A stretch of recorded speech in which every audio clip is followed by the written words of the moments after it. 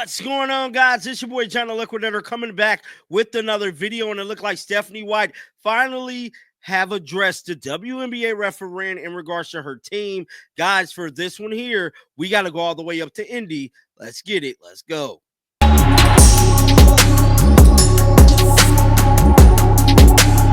have all been seeing pretty much all season long is the Indiana Fever get the black whistle. I'm going to call it the black whistle because as of right now, it's dark and confused, and it is not working for the Indiana Fever. Whenever they play any team, they always shoot more free throws than the Fever. They execute more plays off fouls than the Fever. And as of right now, there is a clear agenda when it comes to this specific basketball team. There is hatred towards them dealing with these WNBA referees. Now, I am here to tell you, a lot of fans been kind of mad at Stephanie White not speaking up about the whistle not going their way. Now, she even has been receiving technical fouls as of lately, kind of drawing at the referees and kind of voicing her frustration because at this point, it's starting to affect games. Well, yesterday, she was on ESPN, and we're going to react to the whole monologue here in a hot second, but I just want to get started with this clip here of her addressing these WNBA referees and pretty much talking about how things is looking a little spooky, man. Let's check it out right now. You've made some pretty strong statements about the officiating in the WNBA this season. Everybody has. Everybody's been talking about the physicality and everything like that. What's been the difference since you made that statement to what you're seeing right now? I don't know if there's been a lot of difference. I think the biggest thing is that we just want accountability, right? We want everybody to continue to grow. This league and the players are as good as it's ever been, and they are as good and as versatile as they've ever been, and we want that trend to continue to grow in all facets of our league. And no one has been shy about speaking up about it. No. The players deserve it. Our game deserves it. And why has it been so physical? Like, I've noticed that just watching the games, and I get it. You want to go out there and be physical. You want to go out there and be tough, but it does feel a little bit different this season. I think as players, you will always be as physical as they will allow. I mean, these are the ultimate competitors, right? The best in the world at what they do. Any edge that you can get to win a ball game, you're going to take advantage of it. And I think the physicality is because it's being allowed to be that way. Everybody's stepping up to it, and everybody's embracing it in their own way. Yeah. Coach. Now, that was Stephanie White speaking about the physicality of the league. And just like I stated, man, there is a whole monologue of her being on ESPN. That's what we're going to dive into right now because it was very interesting, dog. She spoke about Caitlin Clark coming back off injury, doing a new role, how much effective they're going to be with Caitlin being there. And I'm telling you right now, it is going to be lights out basketball, dog. Because as soon as I'm thinking Caitlin come back within the next 2 weeks. I'm giving it 2 weeks tops, dog.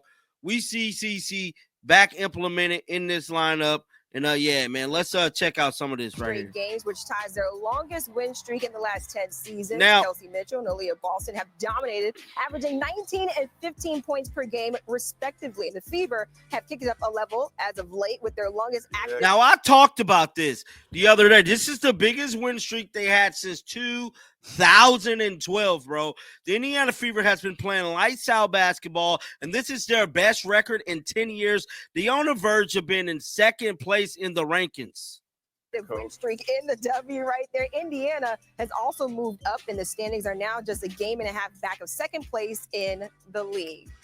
And how lucky are we? We've got head coach Stephanie White live in studio here with us. Thank you so much for taking the time. And just as I mentioned, you guys won 5 straight games. How are you guys finding ways to win games, especially without Caitlin Clark on the floor? Yeah, we're really just finding a way. I think chemistry, continuity, this is a team that really pulls for each other. It's a really deep team. So you can't really key on 1 or 2 players without Caitlin on the floor, especially.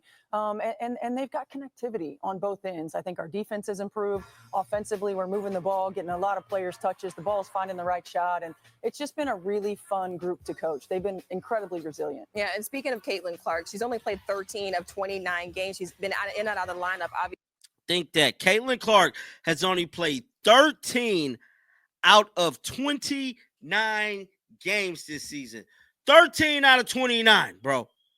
13, that is bad. She's been gone damn near half the season, dog. Wow. Just wow, man. obviously with the injuries. When you take a look at Caitlin Clark, one, what's her status, and also what's the plan to get her back out there on the court? Yeah, I mean, it's day to day right now. Yeah. We're really just putting no timetable on it, going through the rehab process, and then we want to reintegrate her from a strength and conditioning standpoint, and then get her back to basketball activities. So we're taking it one day at a time, really slow rolling it, slow playing it this time. She tried to come back a couple of times and just had setbacks along the way. So the most important thing for us is Caitlin's long-term health, getting her back to 100% before we put her back on the floor. All that said, it is not easy to go from having a ball-dominant player like Caitlin Clark on your team one day, and then not on your team for long stretches, and then back, and then not out. How are you guys shifting gears each time? Yeah, that's been the toughest part. And I think you saw it early when she was in and out of the lineup, just adjusting because she has so much gravity on the offensive end. We run things differently on the floor when she's on the floor offensively. Now we go smaller. We have a little bit more versatility, I would say, on the defensive end of the floor. But again, I think this group is we have some plug and play players that they don't care what their role is. They just want to get out there. Right. They just want to compete. And we've found a little bit of a rhythm right now. And so when we re-implement and get Caitlin back in the floor, reintegrate her, I think we're going to be that much more dangerous. Coach, I got to ask you about the turn-up. I've been in a bunch of NBA championship locker rooms, and the Thunders was a dud. Like, tell me about y'all turn-up. Yeah, we won the Commissioner's Cup, and man, y'all had the best time. The turn-up was real, right? I mean, we got players who really enjoy one another, and I think that's the most important thing. Yeah. Connectivity in the locker room. You saw it, and celebrating the victories along the way. So important for us, continuing to take steps forward and stack days, and we've been able to do that. This is a really selfless group. We talk about playing for the we over the me all the time, and they choose that every single day. I was really proud of them in this moment to be able to come in and to win that championship on Minnesota's home floor. And then, we might. Well, who was the best and worst dancer? We got to remember, guys, Minnesota, the number one team in the league right now, and they beat them in that Commissioner Cup. The best dancer and the worst. Oh, I don't know about that. I got to check social. I saw you dance a little bit. You got to check social for that. They beat them without Caitlin, man, but I'm not going to play this entire thing. You guys can check it out on Ken Swift S account or just go on ESPN YouTube. Pretty sure you guys can find it there. But it's just going to be interesting to see how the next half of this leg go with Caitlin Clark. I'm saying Caitlin Clark is going to be back within the next 2 weeks. And boy, oh boy, it's going to be a whole lot of BTA. Caitlin has more time to analyze the court and pretty much be a coach out there. I believe this is the longest Caitlin Clark has been away from basketball, probably in her whole career, going back to probably Pee-wee basketball, YMCA basketball, bro. Like, I'm pretty sure Caitlin Clark has never been away this long, bro. Not high school, not collegiate, and damn show not professional. But get down in the comment section. Let me know your thoughts about this, man. Keep them bells on. Coming right back with another one. You do not want to miss it. And until next time, dog, shake the haters off. I'm out of here, baby. Peace out.